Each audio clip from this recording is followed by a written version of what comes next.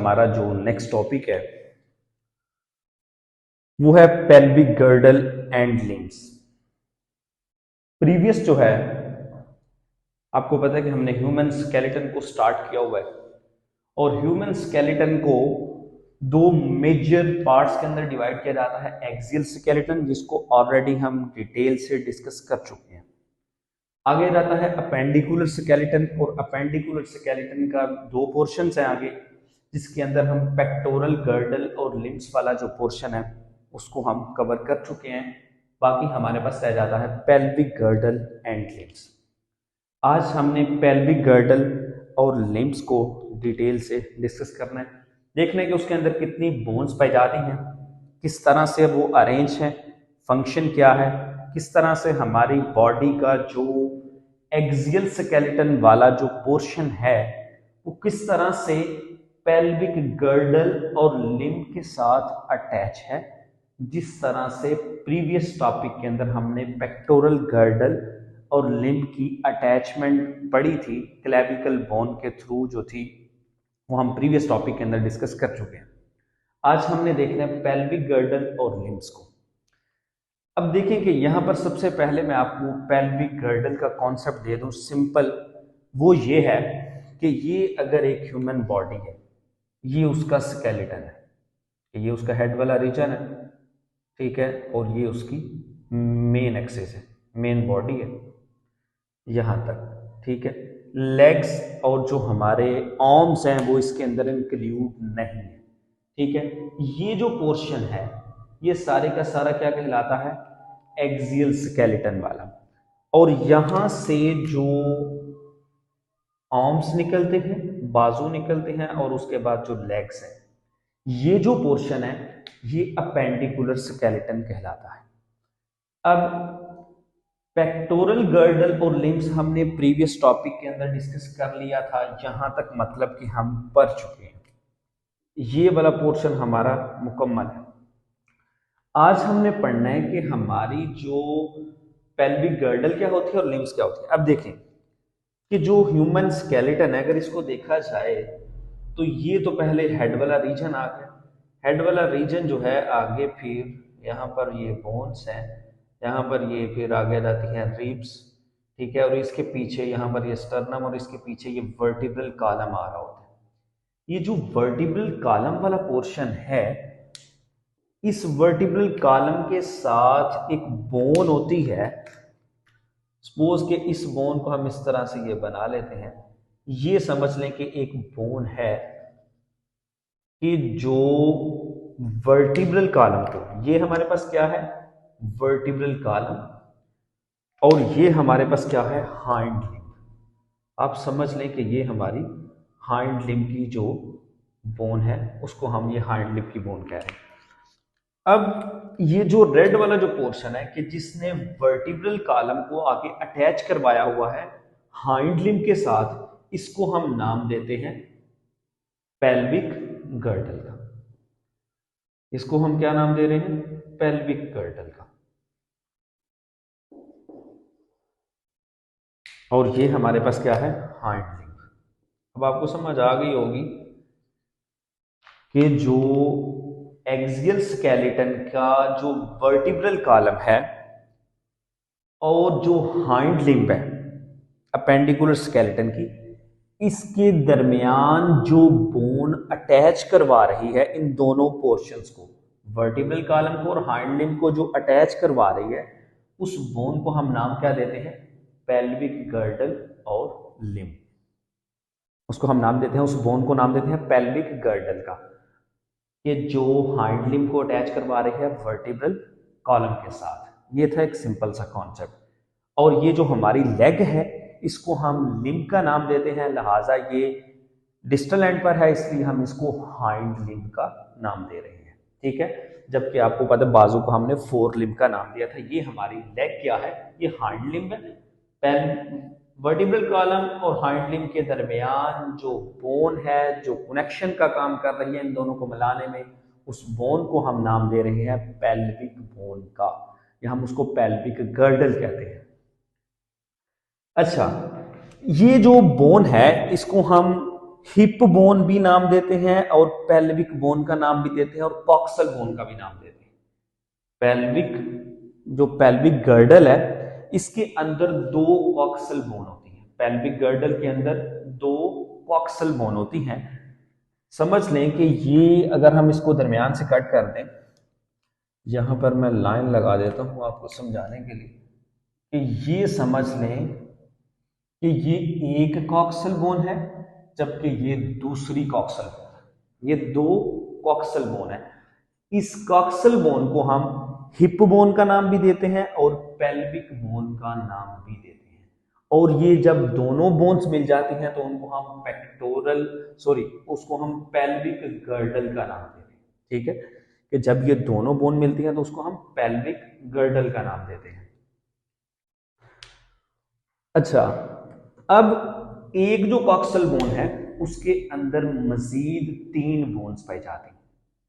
एक को हम नाम देते हैं इलियम का, दूसरों को नाम देते हैं प्यूबिस का और तीसरे को नाम देते हैं इस्कियम का। ये तीनों बोन्स मिलकर तो क्या बना रही हैं? Pelvic bone. इसको हम कॉक्सल बोन का भी नाम दे रहे हैं और इसको हम हिप बोन का नाम भी दे रहे हैं। मतलब कि एक ही बोन है जिसको हम डिफरेंट नाम्स दे रहे हैं, डिफरेंट नेम से हम इनको दे रहे हैं। अब ये देखें कि यहां पर ये जो चीज है ये है हमारा वर्टिब्रल कॉलम। ये जो है यहां पर ये है हमारा वर्टिब्रल कॉलम, इसको हम नाम दे रहे हैं वर्टिब्रल कॉलम का। ये जो वर्टिब्रल कॉलम है इसके साथ ये जो बोन अटैच है इसको हम नाम देते हैं इलियम की। और इलियम आगे अटैच किसके साथ है? प्यूबिस के साथ और इसके साथ आगे इस्कियम के साथ। और यहां पर एक कैविटी होती है दोनों साइड पर, यहां पर ये कैविटी होती है, उस कैविटी को हम नाम देते हैं एसिटेबुलम का। और इस कैविटी के साथ हाइंड लिम्ब की सबसे पहली बोन अटैच करती है, उस बोन को हम नाम दे रहे हैं फीमर का। इस बोन का हम क्या नाम दे रहे हैं? फीमर का। और यहां पर ये जो है ये पूरी बोन है, यहां से लेकर यहां तक ये फीमर बोन है। और ये जो है ये फीमर का हेड कहलाता है। और इसके आगे ये वाला जो पोर्शन है ये इसकी नेक कहलाती है। हम इसको हेड या नेक ऑफ फीमर का नाम देते हैं। अब ये देखें जो हेड ऑफ फीमर है, जो हेड ऑफ फीमर है ये एसिटेबुलम जो कैविटी है जो कि इस्कियम के अंदर पाई जा रही है, वहां पर अटैच होता है एक जॉइंट के थ्रू। उस जॉइंट को हम नाम देते हैं बॉल एंड सॉकेट जॉइंट का। ये प्रीवियस भी हमने पढ़ा कि यहां पर ये जो जॉइंट पाया जा रहा है उसको हम नाम दे रहे हैं ball and socket joint. Ball and socket joint वो जॉइंट होता है कि जिसके अंदर कोई आर्गन जो है वो तमाम डायरेक्शंस के अंदर रोटेट कर सकता है। ठीक है, और उसके साथ साथ यहाँ पर एक साइड पे कैविटी होती है जबकि दूसरी साइड पे कोई बोन हुक्ड होती है। जिस तरह यहाँ पर ये कैविटी है और ये जो फीमर का हेड है ये यहाँ पर हुक्ड है, मतलब इसके साथ अटैच्ड हुआ है। ठीक है, और ये जो आगे बोन्स है ये आगे जाकर वर्टिब्रल कॉलम के साथ अटैच है। और इन तीनों बोन्स को आपको पता है कि हम क्या कह रहे हैं? पेल्विक बोन का। और ये जब दोनों मिल जाती हैं तो हम इसको पेल्विक गर्डल्स का नाम देते हैं। अब फीमर के बाद आगे आ जाता है, यहां पर ये एक गोल एक सर्कुलर शेप्ड बोन होती है जिसको हम नाम देते हैं पटेला का। ये जो पटेला बोन है यहां पर ये जो फीमर का आप लोग को दो एंड्स का पता होना चाहिए। एक होता है प्रॉक्सिमल एंड और एक होता है डिस्टल एंड। प्रॉक्सिमल एंड वो होता है जो कि पहले वाला एंड होता है। ठीक है, जो पहले वाला किसी चीज के, जिस तरह यहाँ पर इसका पहले वाला एंड ये है तो इसको हम प्रॉक्सिमल एंड कह रहे हैं, जबकि यहाँ पर हम इसको डिस्टल एंड कह रहे हैं। ठीक है, प्रॉक्सिमल एंड और यहाँ पर ये distal end according to pelvic girdle, यानी कि पेल्विक गर्डल के पॉइंट ऑफ व्यू से ये प्रॉक्सिमल एंड है और ये डिस्टल एंड है। फीमर का जो प्रॉक्सिमल एंड है ये पेल्विक गर्डल के साथ बॉल एंड सॉकेट जॉइंट बना रहा है, जबकि यहां पर पटेला पाया जा रहा है फीमर का यहाँ पर ये डिस्टल एंड है, ये कौन सा एंड है, डिस्टल एंड है, फीमर का डिस्टल एंड, और टीबिया और फिबोला का प्रॉक्सिमल एंड, टीबिया और फिबोला का ये वाला एंड प्रॉक्सिमल एंड है, ये वाला डिस्टल है, जिस तरह इसका ये डिस्टल है ये प्रॉक्सिमल है। तो फीमर का डिस्टल एंड और टीबिया और फिबोला जो दो बोन्स हैं आगे, उनका प्रॉक्सिमल एंड यहां पर मिलकर थ्रू आ पटेला एक जॉइंट बना रहा है, उस जॉइंट को हम नाम देते हैं नी जॉइंट का। उसके बाद ये जो टीबिया बोन होगी ये जरा थिक होगी, मोटी होगी, जबकि फिबोला जो है वो जरा बारीक होगी, पतली। आगे टीबिया और फिबोला का जो डिस्टल एंड है वो आगे 7 टॉर्सल्स के साथ अटैच है, ठीक है। आपने इसको मिलाना नहीं है। पेक्टोरल गर्डल के अंदर जब हमने आर्म के बारे में पढ़ा तो पेक्टोरल गर्डल के अंदर हमने जो पढ़े थे वो कार्पल्स से, और पेल्विक गर्डल के अंदर ये जो आज हम पढ़े हैं ये टॉर्सल्स है, ठीक है। ये आपने याद रखना है, यानी कि इसको याद इस तरह से रख ले आपने, यहाँ पे वी भी आ रहा है ना, तो यहाँ पर पीटीवी, यानी कि यहाँ पर पीटीवी, ठीक है, मतलब कि यहाँ पर टार्सल आएगा, ठीक है। यहाँ पर देखें वी नहीं है, ठीक है, और इस तरह आपको ये लहर रहेगा ये कि यहाँ पर टार्सल आता है, ठीक है, जबकि यहाँ पर आपको पता है कार्पल आता है, पीछे हमने पढ़ा था। इसके अंदर 7 टार्सल्स आ जाएंगे, और 7 टार्सल्स आगे फर्दर अटैच है किसके साथ, 5 मेटा टार्सल्स के साथ, ठीक है।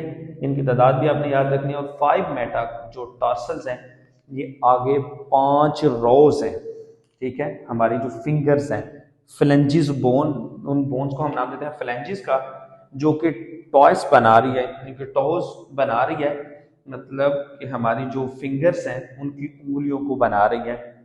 ये 14 फ्लेंजिस जो बोन है ये मिलकर, और ये इनकी 5 रोज होती हैं, मतलब कि 5 लाइनें होती हैं जो कि मिलकर इसको बना रही होती हैं, ठीक है। अब आगे आते हैं इसके फंक्शंस। फंक्शंस की बात करें, यहां पर हमारा हाइंड लिंब कंप्लीट हुआ, यहां से लेकर यहां तक ये हमारा है हाइंड लिंब, और ये जो है ये हमारा है पेल्विक गर्डल। इसको निकालकर आगे रखते हैं इसके फंक्शंस। फंक्शंस की बात करें तो जो पेल्विक गर्डल है ये हेल्प कर रहा है मूवमेंट के अंदर, ठीक है, मतलब कि ह्यूमन बॉडी जो है वो वॉक कर रही है, तो यहाँ पर मेन पिलर के साथ इसकी अटैचमेंट है। यहाँ पर हम देख रहे हैं ना कि हाइंड लिम्ब इसके साथ अटैच है और इसकी आगे अटैचमेंट वर्टिब्रल कॉलम के साथ है, ठीक है। तो ये हेल्प कर रहा है मूवमेंट के अंदर, मतलब कि हम जब वॉक करते हैं, जब चलते हैं, जब हम रनिंग करते हैं, दौड़ते हैं, उसके अंदर ही हेल्प कर रहा है। उसके बाद जब हम किसी जगह पे फोर्स को अप्लाई करते हैं with the help of their feet, यानी कि अपने पाँव की मदद से, ठीक है, जब हम किसी जगह के ऊपर फोर्स अप्लाई करते हैं, तो ये सारे कामों के अंदर जो पेल्विक गर्डल है ये ह्यूमन बॉडी को हेल्प कर रहा होता है, एड कर रहा होता है। यहाँ तक अगर आप लोगों को कोई क्वेश्चन है तो आप लोग पूछ सकते हैं। मैं आप लोग को इसकी समरी दे देता हूँ कि हमने पेल्विक गर्डल पढ़ा, हमने कहा कि पेल्विक गर्डल जो है ये उस बोन का नाम है कि जो वर्टिब्रल कॉलम को हाइंड लिम्ब के साथ अटैच करवा रही है, ठीक है।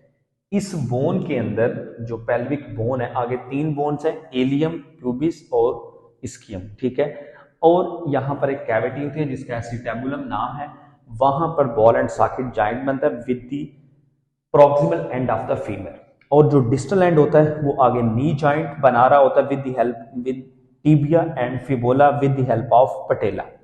उसके बाद आगे रहते हैं जो टीबिया और फिबोला का जो डिस्टल एंड होता है वो 7 टॉर्सल्स के साथ कनेक्टेड होता है। उसके बाद फिर आगे 5 मेटाटार्सल्स अटैच होते हैं, और 5 मेटाटार्सल्स आगे 14 फ्लैंजेस के साथ टॉयस बना रही होती हैं। That's end of our topic. और उसके बाद ह्यूमन स्केलेटन का भी यहाँ पर एंड हो गया। इसके बाद फिर आगे हम जॉइंट्स के टॉपिक है तो उनको हम डिटेल से डिस्कस करेंगे। यहाँ तक अगर आप लोगों का कोई क्वेश्चन है तो वो आप लोग पूछ सकते हैं।